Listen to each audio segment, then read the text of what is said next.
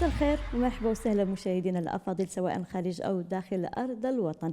تقبل الله صيامكم وقيامكم وثبت الاجر باذن الله. اذا حلقه جديده، ضيف جديد وموضوع جديد من برنامجكم الرمضاني اليومي حزمه رمضان. تلعب الأسرة دورا مهما في مشاركة أبنائها للأنشطة الرياضية من عدمها، فهي أهم المؤسسات التي تسهم في التنشئة الاجتماعية. موضوعنا شنو؟ خليكم مع هاي الفقرة.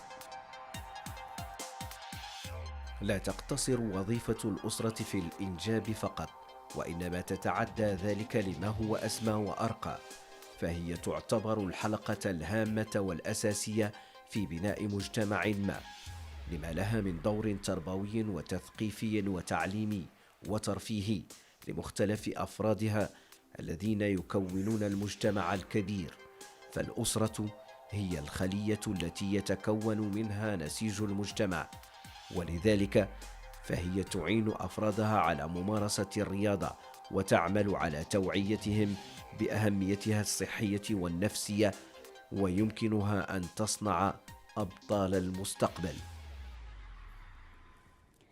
مرحبا مرة ثانية مشاهدينا الأفاضل. من خلال الروبورتاج سنسلط الضوء على الأسرة والرياضة، لما لا نتكلموا عن الرياضة في الأقاليم الجنوبية، منين لحقت وشنو هو مستواها. إذا صادفنا في بلاطو حزمة رمضان الأستاذة أسماء القرناوي، هي مدربة رياضية. أسماء مرحبا وسهلا بك. بك والله. ايش نفسك مع رمضان؟ بس الحمد لله ما شاء الله الحمد لله. السؤال الأول هو كيفاش يعني تقدر تساعد الأسرة أفراد عائلتها على ممارسة الرياضة بشكل منتظم؟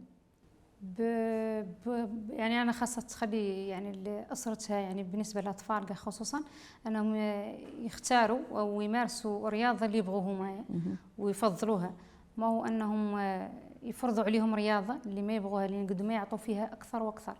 بالنسبة لفرضتي على الطفل أو أسرة، خصوصا الأطفال قاعدين في الأسرة، أنا يعملوا رياضة يعني الأب ولا الأم أنا فرضوها عليهم، ما لا يعطي فيها وما لا يبغي كاع أصلا يكملها حق. بالنسبة إلى اختاره هو، يعني أعطاوه أولوية الاختيار، بالعكس اللي يبغيها أكثر، وحتى هما اللي يخليهم يعني يواكبوا معاه هاي الرياضة. زين. وهي الأسرة كيفاش مثلا هذا الطفل بغى نوع من الرياضة، زين عنده تم دائما سواء في نهايه الاسبوع والله 3 مرات في الاسبوع، زين عنده السيمانه يتم يلعبها وتم نقولوا احنا يتميز فيها حق. كيفاش الاسره تقد تنمي ذيك المهاره فيها وكتركها؟ يعني بتشجيعهم هيك الرياضه اللي اختاروا ومواكبتهم لهيك الرياضه، تحفيزهم عليها، لان تنمي قدراتهم يعني وتخليهم توازنهم الذهني وكذلك البدني. زين. حتى وبالنسبة مثلا أبطال رياضيين، دور الأسرة منين يعود، منين يكمن ذاك الدور الأسرة كان هم يعطونا والله في صناعة هاك الأبطال الرياضيين؟ أول شيء وأهم شيء هي الأسرة بطبيعة الحال، لأنها الأسرة تعطي الأولوية للطفل باختيار الرياضة اللي يبغي هو ويبغي يمارسها، ودورهم أنهم يحفزوهم ويشجعوهم عليها. ثاني شيء هو أي طفل ولا ذاك البطل اللي يصنع ولا اللي يتكون، يقعد عنده دائما أنه عنده فريق، هو وسط فريق. هاك الفريق حتى هو له دور كبير، لأنه في بعض اللحظات ذاك المتدرب وذاك الطفل يحس بواحد اللحظة بالإحباط. دور الفريق أنه يحفزوه يشجعوه مساندة، لأنهم أيد وحدة فريق واحد. ثاني شيء هو وأهم شيء قاع بخصوص أنه المدرب عنده أهمية كبيرة في صناعة هيك البطل، يعني بتعليمه والطرق الصحيحة يعني الوصول للهدف دياله، يعني خاصه تقنيات يعلمها له وتشجعه كذلك وتحفيزه ومساندته، لأن المدرب عنده النصف ديال الأسرة. نعم. لأن الأسرة النصف الأول والنصف الثاني هو المدرب، لأنه كيعيش معه أكثر مدة حتى المدرب. داخل ملعب هاك الرياضه اللي هو اللي اللي اديها يمارسها. زين. حتى ثاني شيء وقع هاو كاملين باختصار إدارة الفريق.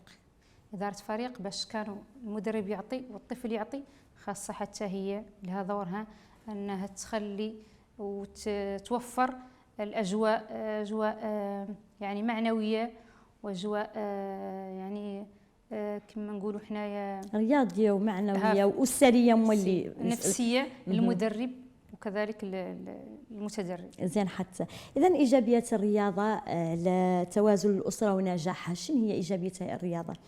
أن الرياضة اللي يمارس هذا الطفل عنه لا تقلع عنه ياسر من الأمور السلبية.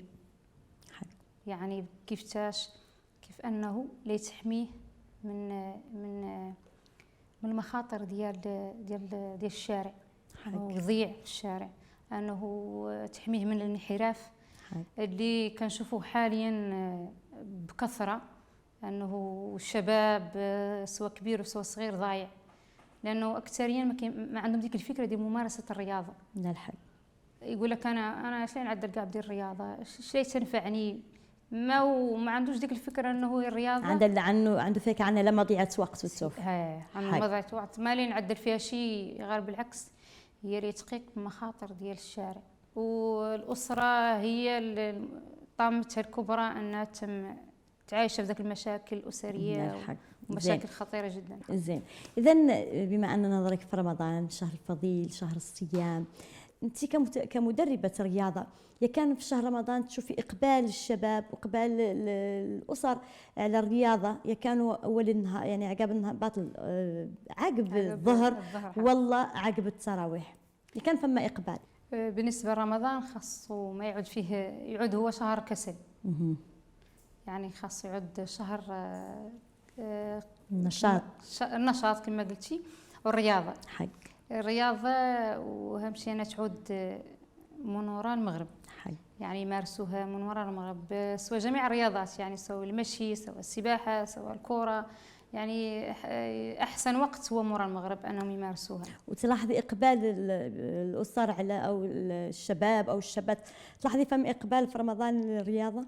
أكيد، ماشي كاع الشباب، إقبال كبير، الشيب، الناس الكبيرة، العليات كاملين سبحان الله إقبالهم كبير في رمضان على دي الرياضة. زين. أنواع الرياضات المفضلة أو اللي تشوفي أنت الناس يمارسوها قبالها هون في العيون أو في الإقاليم الجنوبية؟